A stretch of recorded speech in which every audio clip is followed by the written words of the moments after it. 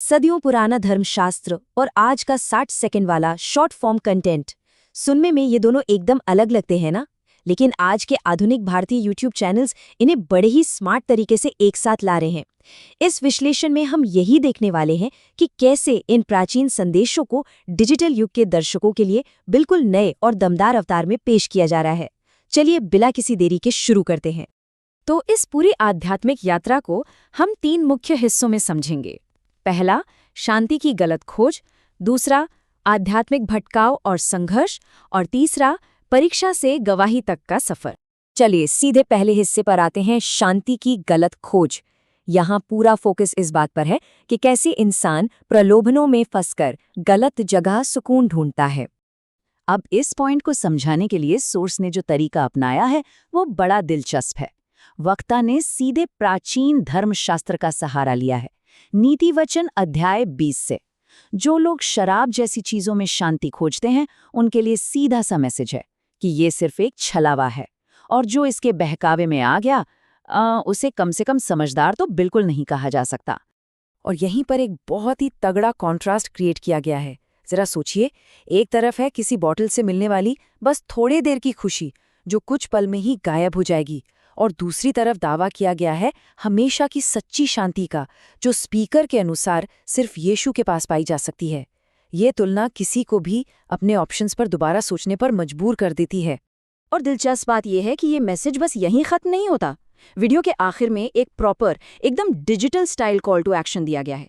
दर्शकों से सीधे कहा जाता है कि इस झूठी शांति को पहचानें, आज ही फैसला लें, और अगर वो सच में बदलाव चाहते हैं तो अभी कमेंट सेक्शन में जाकर यस जीसस टाइप करें।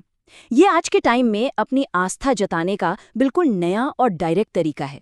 लेकिन यहाँ एक बड़ा सवाल दिमाग में आता है, क्या होता है जब कोई इंसान अंदर से तो जुड़ना चाहता है, उसकी आत्मा पूरी तरह तैयार है, लेकिन उसका दिमाग बार बार भटक जाता है?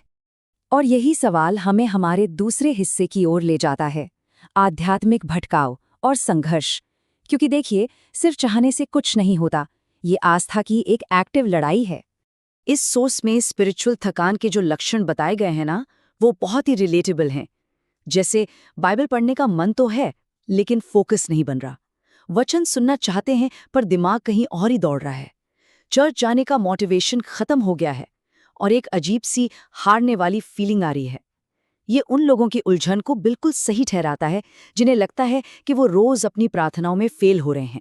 पर इस हताशा से निकालने के लिए स्पीकर एक बहुत ही फेमस बाइबल प्रॉमिस याद दिलाते हैं। उनका कहना है कि अगर आपका मन भटक रहा है तो इसका मतलब ये बिल्कुल नहीं कि आपकी नीयत में खोट है। वो याद दिलाते हैं कि जो मांगेगा उसे मिलेगा, जो ढूंढेगा वो पाएगा। सीधा सा मैसेज है, आप हार नहीं रहे हैं, आप बस लड़ रहे हैं। तो यहाँ से सबसे बड़ा टेकअवे क्या है? यही कि ये कोई पैसिव प्रोसेस नहीं है, इसके लिए आपको एक्शन लेना होगा, और इसे 3 सिंपल स्टेप्स में बांटा गया है।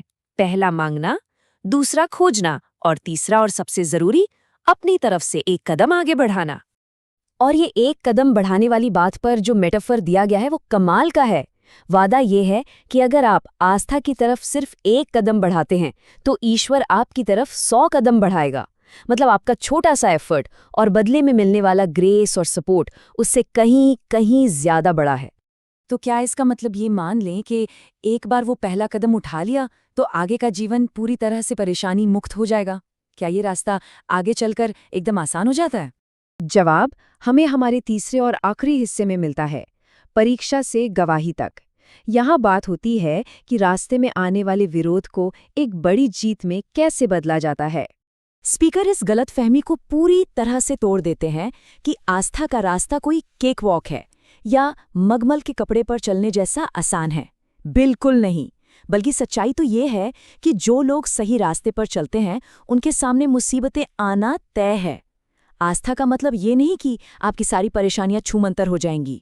लेकिन रुकिए, अगर परेशानियां आ रही हैं तो इसका मतलब ये भी नहीं कि आप हार गए। सोर्स बहुत ही स्ट्रांगली ये क्लेम करता है कि लगातार संघर्ष या हार किसी भी आस्तिक की आखिरी कहानी नहीं हो सकती। संघर्ष इस सफर का सिर्फ एक हिस्सा है, इसका एंडिंग क्लाइमैक्स नहीं। और यहीं पर एंट्री होती है गवाही यानी टेस्टिमोनी की। स्पीकर के मुताबिक दुश्मन जो भी परेशानियां या टेस्ट आपको तोड़ने के लिए भेजता है, ईश्वर उन्हीं परीक्षाओं को आपके अंतिम उद्धार और आपकी व्यक्तिगत जीत की गवाही में बदल देता है। प्रेरित अंकित सजवान की ये बात तो सीधा दिल पर लगती है। शैतान जो तीर भेजता है, परमेश्वर उसे ट्रॉफी बना देता है। जरा सोचिए इस पावरफुल मेटाफर के बारे में। जो स्पिरिचुअल हमले आपको गिराने के लिए तीरों की तरह आते हैं, भगवान उन्हें ही आपकी जीत की ट्रॉफी में बदल देते हैं। और सोर्स के मुताबिक जब दुश्मन देखता है कि उसकी तीरों की तो ट्रॉफी बन रही है, तो वो खुद ही निराश होकर हमला करना कम कर देता है। तो अगर हम इन डिजिटल संदेशों के पूरे सफर को एक साथ देखें, तो एक बहुत ही क्लियर आर्क नजर आता है। शुरुआत होती है मानवीय प्रलोभन और आध्यात्मिक थकान की समस्या से। फिर आता है खोजने और एक कदम आगे बढ़ाने का प्रोसेस। और आखिर में मिलता है एक पक्का वादा कि रास्ते का सारा विरोध अंततः एक शानदार जीत में बदल दिया जाएगा। इस पूरे विश्लेषण के आखिर में जो चीज़ सबसे ज़्यादा हैरान करती है वो ये है कि कैसे इतने गहरे सदियों पुराने धर्मशास्त्रीय संघर्षों को आज के 60 सेकंड वाले अटेंशन स्पैन में इतनी परफेक्शन के साथ पैक किया गया है। ये सच में सोचने वाली बात है। क्या तकनीक इन आस्था के संदेशों को बदल रही है, या फिर आस्था खुद को आज की इस नई डिजिटल दुनिया के सांचे में ढाल चुकी है? इस बारे में ज़रूर सोचिएगा।